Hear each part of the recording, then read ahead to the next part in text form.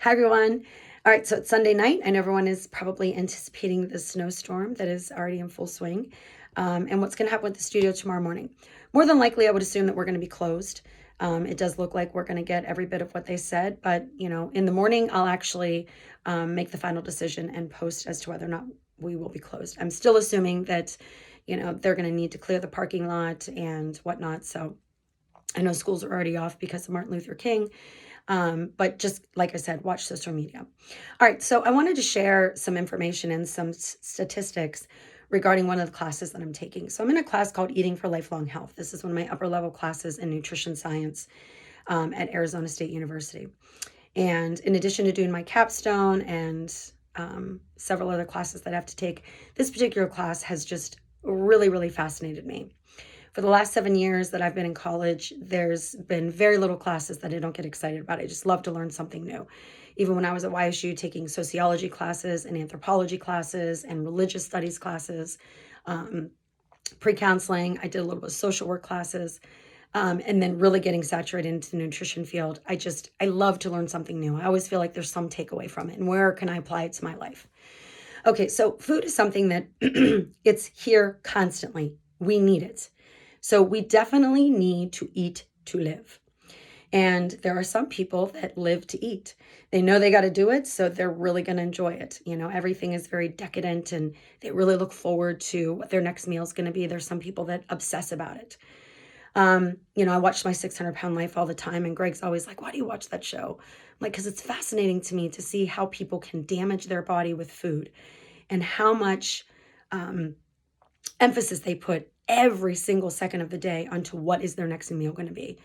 And it's interesting when they're put into the hospital and they're literally malnourished, and you're thinking they're 600 pounds. How can they be malnourished? Well, they literally are just a hefty bag of fat. They're malnourished because they lack such nutrient dense food.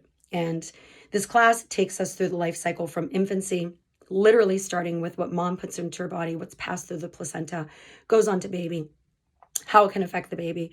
And this can be from just cognition, bone growth, the skeletal growth, facial features, obviously internal organs, food allergies.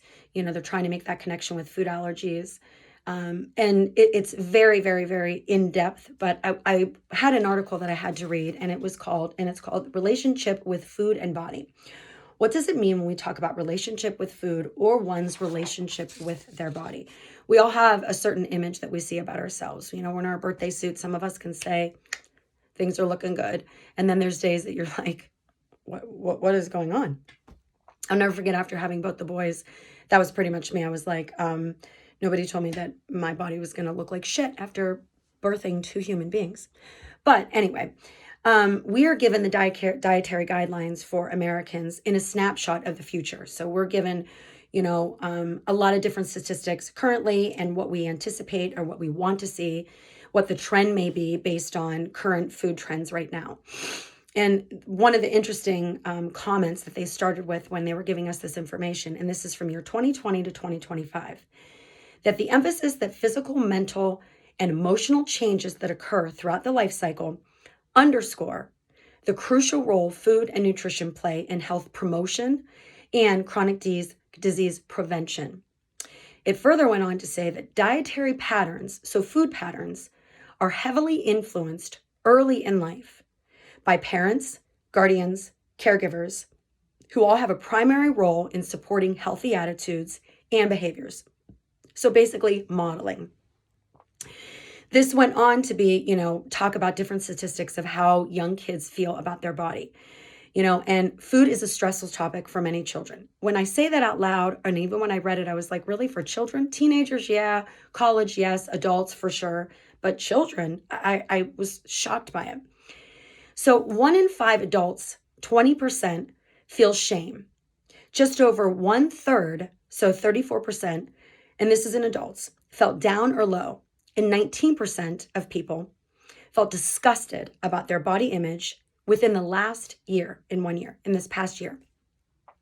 Among teenagers, 37% felt upset. This is teenagers now. 31% felt ashamed in relationship to their body image. Just over 1/3 of adults said they have felt anxious or depressed because of their body image. And 1 in 8, so about 13% of adults, experience suicidal thoughts simply based on their body image. So it went on to give us more statistics about adults, but then interestingly, it went on to give us statistics regarding kids, like little kids. So here's something super interesting. By the age of 6, especially girls, they start to express concern about their own weight or their body shape. 40 to 60% of elementary kids ages 6 to 12 are so concerned about their weight and becoming fat. And this, when it starts that young, endures through life. 79% of weight loss program participants reported coping with weight stigma by using food and eating more. Again, it went on to talk about children of mothers who are overly concerned about their weight are at an increased risk for modeling very unhealthy attitudes and behaviors regarding food and body image. Now, that immediately made my light bulb go on because I was anorexic for years. And it really, the onset of it was after I had my last son, Noah. And just the way that my body changed and the relationship that I had with food. I really tried to not influence them. And I think because they were boys, it was a little different. I definitely think girls have a little bit more to struggle with when it comes to body image. There's a lot more in their face. They give us these statistics on, 62% of teenage girls and 28.8% of teenage boys report that they try to lose weight without people knowing. 58% of girls are actively dieting, and this is young ages. So this just goes up to about 16 or 17. So they're actively dieting. 95% of any dieter is absolutely going to regain the weight within 1 to 3 years from when they first started. So the word diet is something we really need to pull out of the picture altogether, especially when it comes to young kids. We have to think about the influence that we have, especially through social media. And they give us a lot of statistics about how social media influences young girls. And it's staggering how upset they are, how much they look at social media and then they pull away from that and they internalize it. And there's a staggering, I think it was like 72% of young girls feel poor about themselves, depression, or ashamed after looking at social media about their own body image. So this, again, we have to come back to why did I have to read this article? So this is relationship with food. Really, honestly, how does food influence you? This is Youngstown, Ohio. We grew up with cookie tables and greens and Wedgewood pizza, and we break bread and a lot of Italians in the area, and it's Sunday pasta dinners. And, I grew up with a mother and father that, they had a deep freezer in our basement, and they would go to Wonder Bread and the Hostess store, and they would stock it with like the Little Debbie snack cakes and the 2 little cupcakes with the little white swirl on the top and Ho-Hos and Twinkies. And my girlfriend Lori and I, we would know where the key was hidden. We'd steal it, and it was frozen solid, wait for it to thaw out. And there were loaves and loaves of bread in the freezer and hot dog buns. And, so I was fortunate. My mother was a chef, so I was introduced to a lot of amazing whole foods. And obviously at a young age, I probably turned my nose up to quite a bit of it. But as I got older, my body image started to affect me. But I always had a good foundation of whole foods. I always saw my mother cooking with whole foods. I learned how to cook at a young age. She owned several restaurants, so I was very fortunate to have that background. And I teach a program at the schools right now called Fit Little Falcons, and we do a lot of nutritional education with them. And it's simple things like, do you know what fruits and vegetables are? Tell me 5 different fruits and vegetables. Just tell me what you know. And I'm so impressed with a lot of these kids. They know it, but a lot of them just aren't eating it. And I don't think it's necessarily because, there's some food insecurity. I think it's just a lack of maybe it's just a lack of it's being provided. Maybe it's time frames. Maybe it's just a picky kid. Or maybe it's just a lack of, education on the part of us as parents. Sometimes, we don't know, like, oh, well, he doesn't really like that, so why should I give it to him? But we all really do know, that food guide pyramid tells us, we need to have protein, carbohydrates, which is fruits and vegetables, whole grains, really good whole grains, long grain rice. The longer the grain, the better it is for you. Just always keep that in the back of your mind. And it's going to have more minerals in it. Food that has, especially if you're going to buy packaged food, the less ingredient on the label, the better. When you look at a food label, you want to make sure that sugar does not outweigh protein, that protein is always the dominant number. That's always a double digit. So if you see something that says, oh, it's a protein bar, but it's 8 grams of protein, it's 22 grams of sugar, put it down, run, put it on fire, throw it in the garbage, do something with it, but don't fucking eat it. Anyway, so the point of this is, because I wanted to write this all out, but I realized if I had to read all this, I would be super bored. So it'd be more entertaining to have me just share it with you. Anyway, we all have an influence over children. It really does start young. So when you start to get into those older ages, and now we have to relearn how to eat, or we really have to relearn, like, what am I doing? Why do I just feel like shit? Why don't I have a lot of energy anymore? And we just don't give enough emphasis on how important food can be. Food truly is medicine to the body.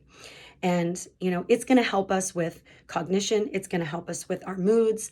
The endocrine system affects your moods and your emotional stability, and certain foods can, trigger those highs and lows with it.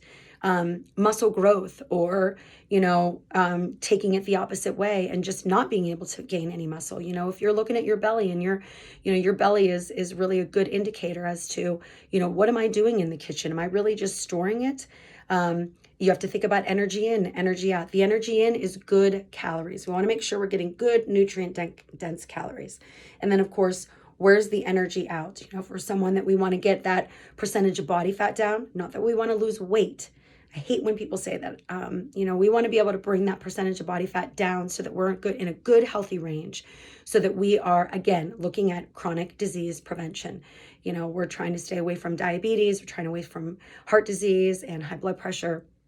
And some of it's just genetic. So some people just have to work a little bit harder. And sorry, but blame your mom and dad than others. And some people, they have a much faster metabolism. Any one of my friends can tell you, my mother would make Swedish pancakes and homemade French toast and homemade pancakes. And oh my gosh, just stacks. And she would make sunny side up eggs, or we call them dippy eggs, and omelets and quiche and frittatas. And I had some of the most decadent breakfasts when I would go to school. It was crazy. Or it could just be a good old fashioned bowl of mother's oats, as my dad would call it. Your mother's making mother's oats, and some cinnamon and sugar toast, and a big glass of milk or a glass of orange juice. And I know a lot of these things, you say that, and the first thing is, people get anxious, like, well, I don't even know where to begin. I don't even know where to begin. Okay, well, call me. I'll help you. I'll help you figure it out. Okay, so that's it. The water challenge is going on. Elaine is going to start the water challenge on the other side. She gets the group fitness side, and I do the private side. For you personal training clients, 2 new pieces of equipment come this week: a fabulous glute press and a tricep machine. So I'm super excited to get your triceps in even better shape and your booties all nice and firm and solid for the summer. And I think that's about it. So again, look out for social media. And again, think about what you're eating. Think about what your kids are eating, whether it's a niece, a nephew, your own kids, your grandkids. And remember, it all starts with whole foods. We can't avoid it. So, and that's it. And remember, we all have those days too that we get to be that relaxed eater. You can be a very rigid eater. You can be a relaxed eater, and we got to find somewhere in the middle, a nice middle ground. That doesn't mean that it's half of this and half of that, but it's that we can enjoy those decadent foods that maybe aren't going to give us as much of a nutrient dent hit to the body for us to absorb and take in and really do all these amazing things with, and, be so high alert. Everyone's always like, where do you get so much energy? Food. Believe it or not, it's something so simple. I am very, very aware of what goes into my body.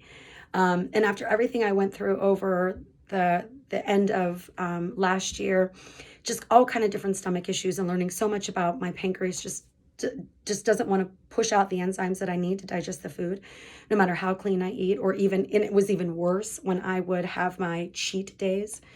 I hate to say cheat days, but when I would just indulge in something that maybe, wasn't my go-to on a weekly basis. So I've really come to appreciate the way that my body functions, and the way that my body processes food, and the way that my body voids food.